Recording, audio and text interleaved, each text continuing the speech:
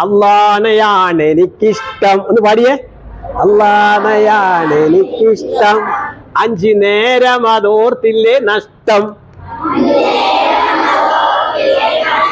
എന്ന് പറഞ്ഞേ.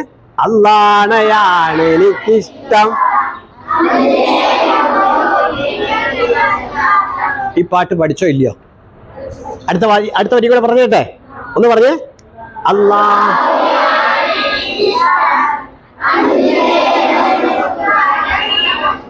അള്ളാനെയാണ് എനിക്കിഷ്ടം, അള്ളാനെയാണ് എനിക്കിഷ്ടം, 5 നേരം അതോർത്തില്ലേ നഷ്ടം. എന്താ പറഞ്ഞെന്ന് പിടിയിട്ടില്ല? എന്താ പറഞ്ഞത്? ദുനിയാവും നഷ്ടപ്പെടും, ആഖിറവും നഷ്ടപ്പെടും. ദുനിയാവും നഷ്ടപ്പെടും. 2 വീടാ നമുക്കുള്ളത്. എത്ര വീടാ ഉള്ളത്? വീട്, നല്ല വീട്, എന്റെ സ്വന്തം വീട്, ഉപ്പയുള്ള വീട്, ഉമ്മയുള്ള വീട്, സ്നേഹമുള്ള വീട്, നന്മയുള്ള വീട്, റബ്ബ് തന്ന വീട്, എന്റെ സ്വന്തം വീട്.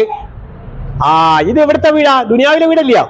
ഇനി ആഖിറത്തിലൊരു വീടുണ്ട്, പരലോകത്തൊരു വീടുണ്ട്, പരലോകത്തൊരു വീടുണ്ട്, സ്വർഗമതെന്ന വീടുണ്ട്. പാലാറവിടെ ഒഴുകുന്നു, തേനാറവിടെ ഒഴുകുന്നു, മധുരഫലങ്ങൾ വിളയുന്നു, റബ്ബിനെ നേരിൽ കാണുന്നു, ആശകളെല്ലാം വീടുന്നു, എന്നുടെ ലക്ഷ്യം അതേ സ്വർഗം. കണ്ടോ, നമ്മുടെ ലക്ഷ്യം എവിടാണ്? സ്വർഗത്തിലെത്തണം അല്ലെ? ആദം നബി അലൈഹി സ്വലാമിനെ സൃഷ്ടിച്ച എവിടാന്നറിയോ? സ്വർഗത്തിലാണ്. എവിടെയാണ് സൃഷ്ടിച്ചത്? സ്വർഗം. നമ്മുടെ തറവാട് എവിടെയാണ്? സ്വർഗം. അപ്പൊ ഈ ദുനിയാവ് ആർക്കുള്ളയാണോ? ജിന്നുകളുടെ സ്ഥലമാണ്. ആ ജിന്നിൽപ്പെട്ട മോശക്കാരുടെ പേരാണ് ശൈത്താന്മാര്. ജിന്നിൽ നല്ലവരുമുണ്ട്, ചീത്തയുണ്ട്. മനുഷ്യരിൽ നല്ലവരുമുണ്ട്, ചീത്തയുണ്ട്. കാരണം എന്താ?